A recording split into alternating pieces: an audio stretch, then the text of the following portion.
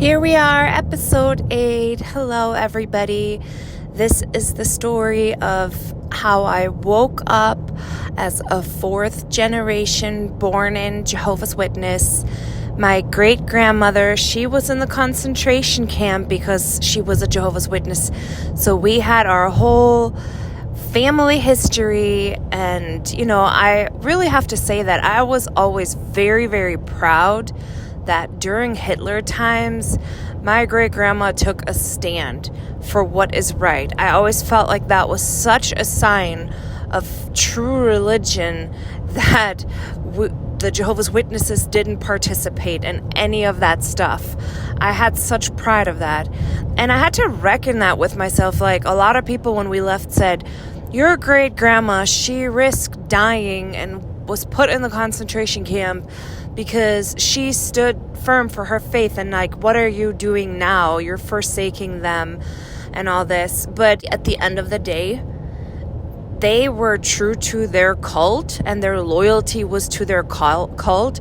And like, the Nazis were their own little cult that the Jehovah's Witnesses were not gonna join. They were loyal to their cult leader, which was really Rutherford at the time. And yes, they were very, very faithful. There are so many stories of faithful brothers and sisters, of stories of integrity. I know that is true, but at the end of the day, it wasn't the truth. And really, if you look at the literature from Rutherford times, they were smuggling watchtowers and awakes, and sometimes you think, this is what they smuggled and risked their life to. If you look at some of the literature that Rutherford published in that time, it was racist. It was misogynistic.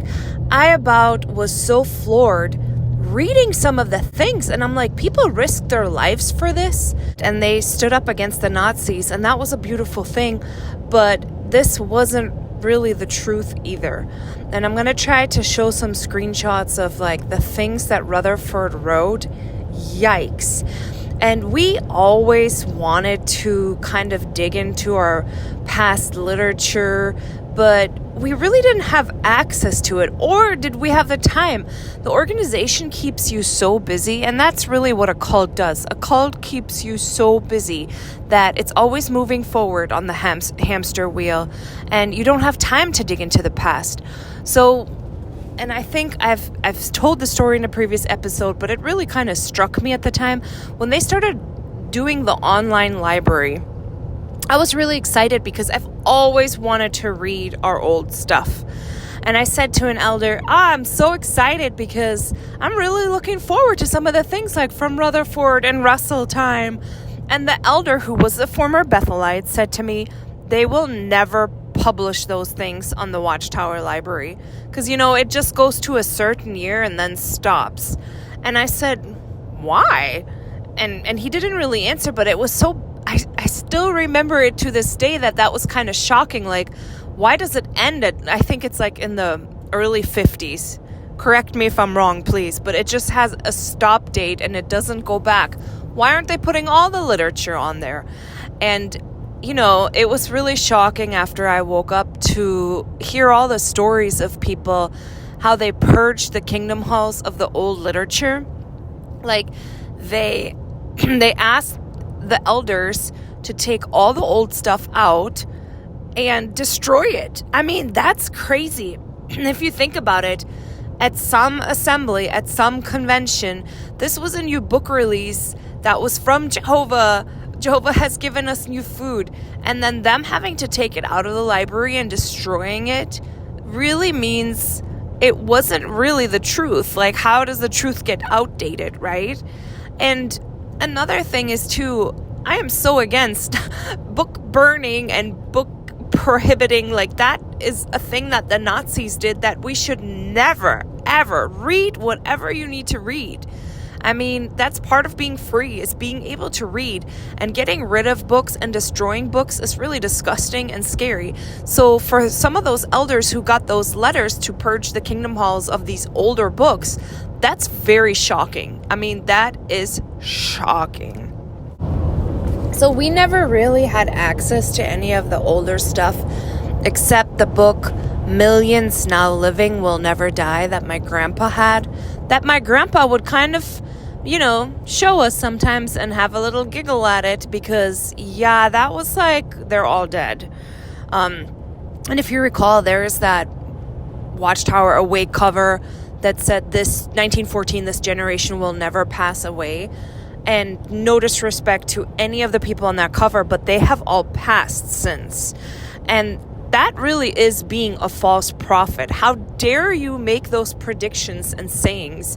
And really, for any of the Jehovah's Witnesses who are still in the religion, how do you rectify all these prophecies that we've been told since 1914 and with a generation? I mean, it is just so long ago at this point. 110 years ago was 1914.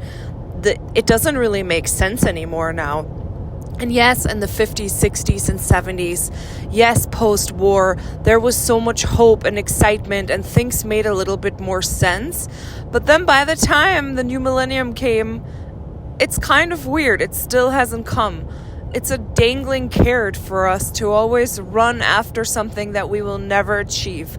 And my grandparents died heartbroken because they could not wait for Armageddon. They would watch the news. They would listen for peace and security. They were so excited, and it never came. And how depressing is that to wait your whole life? And even my great-grandmother, who was in the concentration camp, she was released. She thought that Jehovah was going to bring Armageddon while she was in the concentration camp, and that would release her. What really released her from the captivity of the Nazis was the Americans.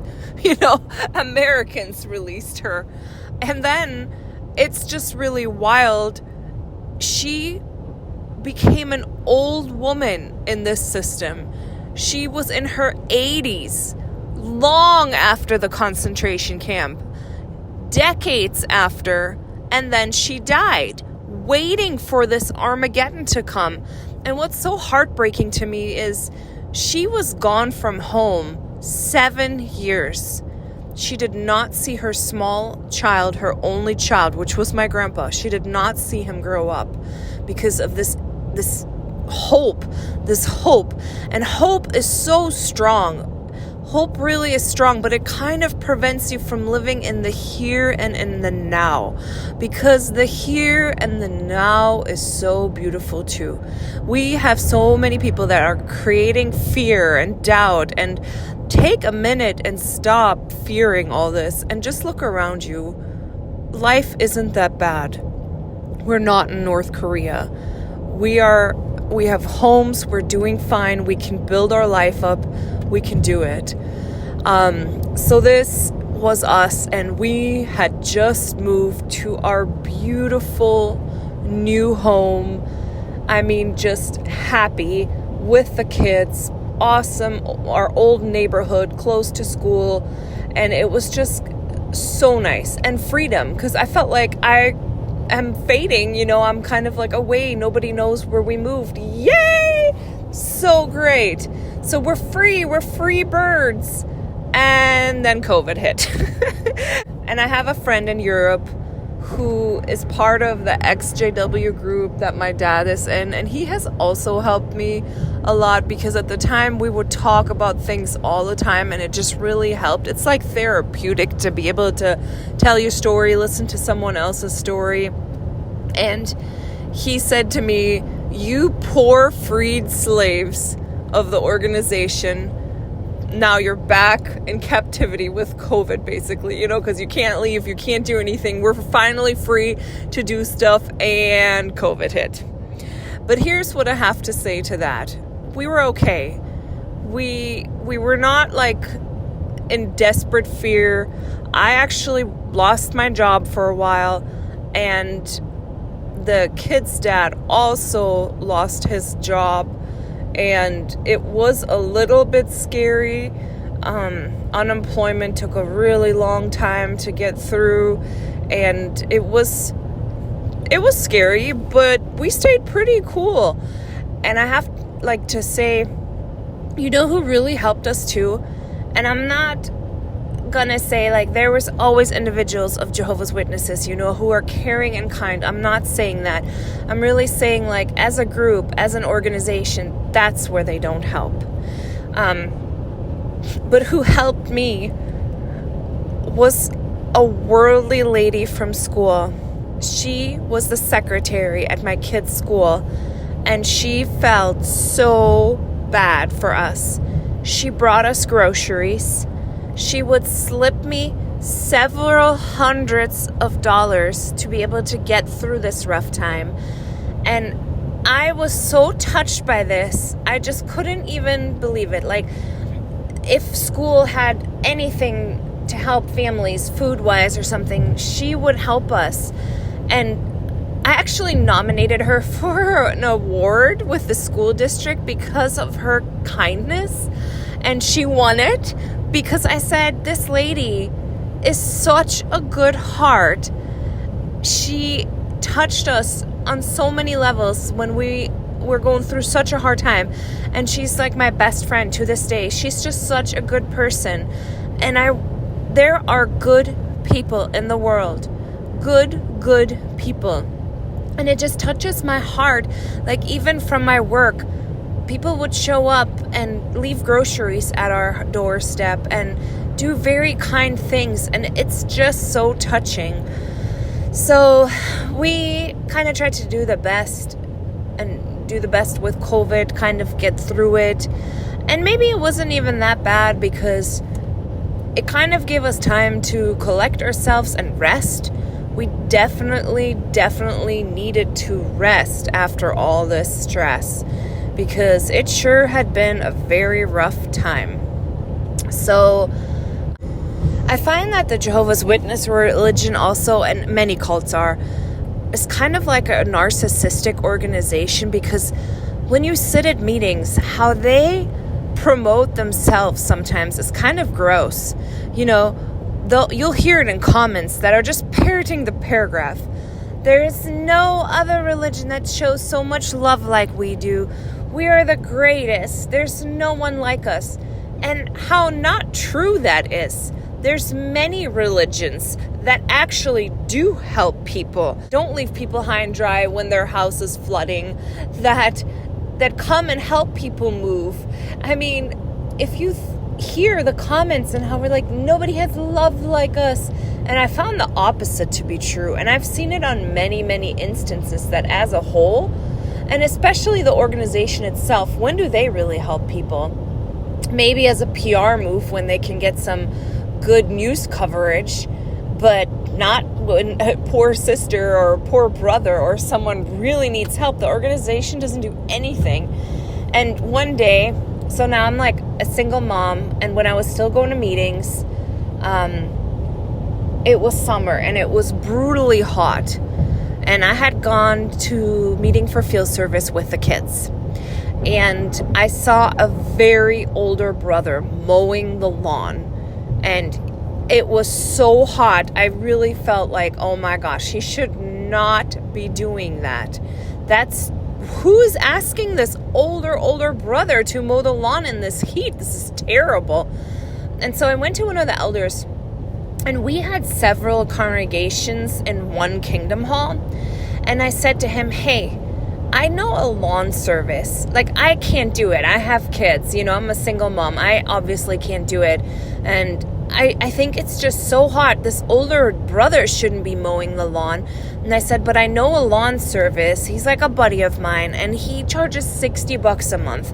So if we split it between all these congregations, it would be like $15, $20. Can we not do that? I mean, surely we could pay that and have them come in and mow the lawn, and then this old brother wouldn't have to do it. And the elder, you could see it was kind of like painful for him, but he's following direction from the organization. And he says, well, they don't really want us to do it. The society wants us to take care of the kingdom hall. And I'm like, that's such baloney. Like, it's so cheap to hire someone, especially if we split it. That is so unloving and unkind. Now we have to kind of dissect this statement too. Dissect it. Because a while ago, the kingdom halls had ownership. That kingdom hall belonged to that congregation. At the time, it was still Brooklyn Bethel. They swooped in, and they had every single kingdom hall change ownership. And the kingdom hall was now owned by Brooklyn Bethel, but the congregation needed to either pay it off as a mortgage to Brooklyn, and they have to take care of something that's not even their property. And I know elders who were in shock that they now had to go to the courthouse and change ownership when it was their paid off, very expensive property. And in many cases, as soon as they changed ownership and wrote in it now belongs to Brooklyn Bethel, that they would sweep in and sell the kingdom hall from under them. Happened a million times. I know so many kingdom halls that have been sold, built by the brothers, built by the local congregations, built with their resources, with their time. Ownership changes, it gets sold, the money goes to Bethel. And now these brothers who've built this kingdom hall, these brothers drive an hour to meeting. I mean, it's kind of disgusting. How convenient it was to be local for especially these older ones in a paid off kingdom hall that really isn't even an expense anymore because the donations from the local congregation pays for the expenses. But in reality, Watchtower is a real estate company, and what a scheme they have going. They give you hours that you could count as someone who built, someone, if you pioneer, you would get hours. And I don't know if they changed that now with all the changes, but I doubt it. So if you're pioneering, that was so weird to me too. You can go on a quick build or kingdom hall construction and get hours counted as preaching hours. This is so weird. So if you're not a Jehovah's Witness, this is kind of hard to understand. The Jehovah's Witnesses, they used to always make you count the hours that you preach, write it down on a slip of paper, and turn it in. This is so messed up. It's a control thing. It's not in the Bible. And they recently changed it for the lower rank people that they don't have to write down their preaching hours anymore. But the pioneers still have to. So the ones that go preaching like full time, they still have to report their hours. So one of my friends said that where they lived, it's so cold in the winter that they could never make their pioneer hours unless they would go on a kingdom hall or convention or Bethel construction build. And I'm like, what do you mean? And she's like, well, we get to count hours for our pioneering, like preaching hours when we go on these builds. And I'm like, that's weird. I've never even heard of that. Plus, you're not really preaching. Why should you be counting preaching hours? And how come only the pioneers and elders and stuff can count those hours on the construction side, but the regular people can't count it as service? It was just really bizarre to me. I'm like, that's so weird. Well, what a great con. Come build for us, and we give you worthless hours that really have no meaning at all. You're not getting paid. You're missing work. I know so many people that used their entire vacation to go on Kingdom Hall construction sites, that took days off from work, that took months off from work. For what? To build for the society so that they have more real estate. I think it's like the biggest, best con of all times. If you haven't read 30 Years a Watchtower Slave, that was a really good book. He talks about it. I feel like when I read that, I could feel his fury with the organization. He definitely was so angry, rightfully so. He deserved to be angry. Have you seen Kingdom Halls being sold left and right? I sure have. And there was one congregation in California where the elder body refused to go to court, to the courthouse, and change ownership to Brooklyn Bethel. They refused to do it. It was their Kingdom Hall. They felt like that was so shady. And guess what? The society swoops in and just deletes the whole elder body and puts in new yes sir, yes men who will just obey. And then they did it anyways. And I hope that all those elders woke up. I'm sure they did, because it was so messed up. But how many instances we saw? How many instances as Jehovah's Witnesses did we see where these things happened where you're like, what the heck is going on? Just crazy. And really, that was another story of my dad. They had a whole issue when he was an elder with something that blew up in the whole circuit. So much so. And if you want me to, I can tell this whole story in another episode, but it's going to be a long one because it was just a whole ordeal. Again, problems we wouldn't have if we wouldn't have been Jehovah's Witnesses. Just crazy. So my dad and several others actually traveled to Bethel. And they went there because they needed to talk to someone about this major problem that just had no end in sight, that was really taking over the entire circuit, and that they needed a solution for. So they figured, oh, well, let's go to the hub. We're going to go to Bethel and talk to someone there about this. And one of the sisters who was with them was highly pregnant. So they get there and they get put in the lobby. And my dad thinks, weird, feels like a corporation. Even how they treat you. Everyone's running around in suits. It's like you're trying to talk to the CEO at the corporation and they don't want you to. And as they were sitting there for a long time waiting to talk to somebody, they didn't even offer the pregnant sister a glass of water. And that really bugged my dad too. He's like, it's so weird how we're being treated. This isn't even spiritual, godly, kind, none of those things. They're just really treating us like a business meeting. And they couldn't talk to the person they wanted to talk to because he was behind his corporate office, and that whole thing contributed too for him to think, what a strange experience.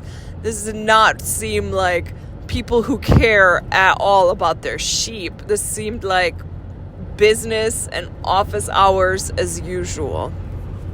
And so they had all traveled all this way. They wanted to fix this problem, and it was completely a waste of time because nobody even cared at Bethel. They treat you like low-class citizens that show up. They don't care. And they really just want you to deal with things on a local level so that they're pretty much not bothered.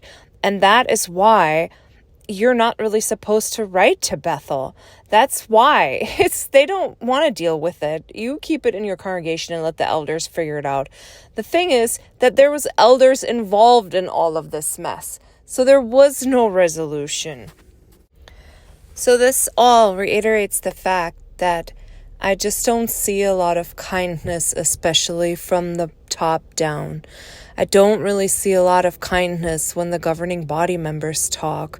I don't really see a lot of kindness in action from a lot of those elders. And I just think that should be the sign for what they say is the truth, that there is kindness. And that should be emphasized so much more than preaching hours. It should be emphasized that we help older people and that we help each other. That should be a main part of the message. And instead, it's just preach, preach, preach. And I feel like it's even gotten worse, where it used to be at least that you would learn some things from the Bible.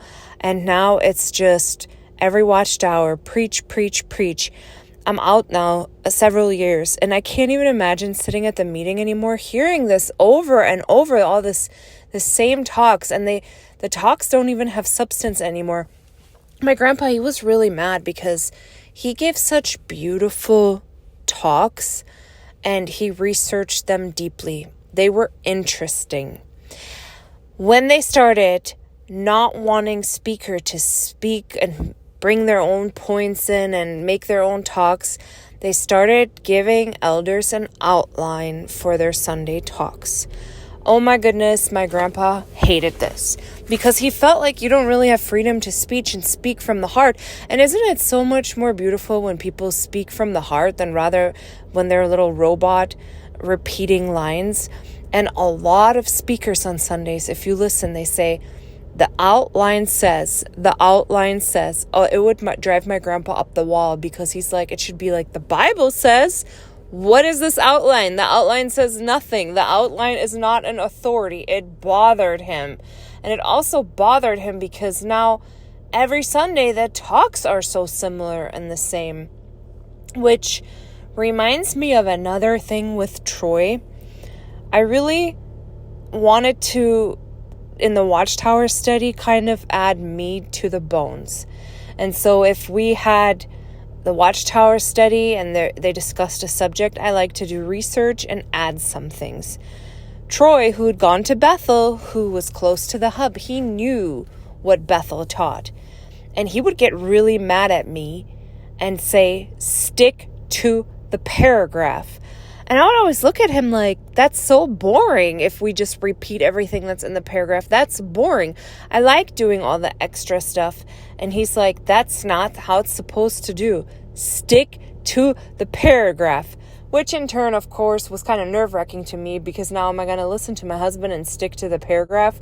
Or am I actually going to follow my heart and speak from the heart and add some meat to the bones of the Watchtower, so to speak? And that's just a little side nugget that I just remembered.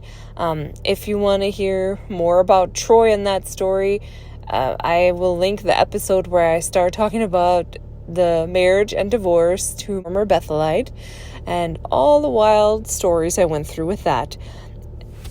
But Troy, he really knew. He knew that actually he was right. According to Jehovah's Witness standards, according to the Watchtower Society, they do want you to stick to the paragraph. They want you to be little robots. They want you to be like 1984. They want you to be like North Korea. They want you to have groupthink. They don't want you to have nice comments that add something to the Watchtower study, because it's a cult. So for today, we're going to wrap up this episode. And I'm so glad to have been able to talk about all the love that the world, the big, mean, scary world, has shown us. And tomorrow's episode, I'm going to talk a little bit about coping to live in the world and being worldly. And at the very end of my story, there's going to be a happy ending. Hint, hint.